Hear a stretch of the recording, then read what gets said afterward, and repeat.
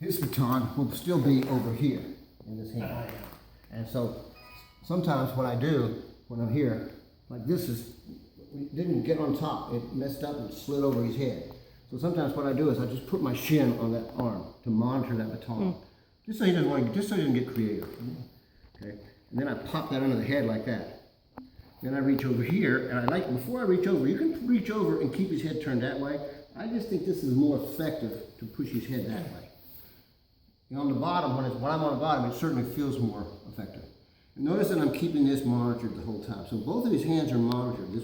One with my shin, one with my forearm here. And I make that until he taps or snaps his fingers there. I just keep punching that. Okay? And all I'm doing is it's more of a blood choke now because I've turned his head. If his head doesn't turn and he looks straight up like this, and you get under that chin, you're gonna end up gagging. Okay? Not that that's a bad thing. It's not a good choke. This is a better choke. Okay? Now, if the fingers come up in your eyes, okay, you're gonna have to abandon the stick for a second and go through this hole here and go all the way around to your armpit, wraps up his wrist, and then keep this. And when you go to put this in, remember, I'm going to go ahead and put a little pressure here. See how my hand is flat? Remember, you turn it up, but it goes in deeper when it's flat. And then you go here, like that, and then you put the pressure on. You can either try to put more weight on it, this way, or you can just try to squeeze it harder. But either way, you stop the guy putting his fingers in your hand, in your face. Make sense? Okay.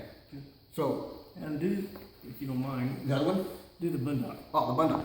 Okay, so we're here, I'm working on the choke, and he's got his arm out straight. This is not working or whatever, I want to tie up his hand too. So what I do is I put the pressure with a bundock here, and I drag it toward him. So I go here and drag it like that.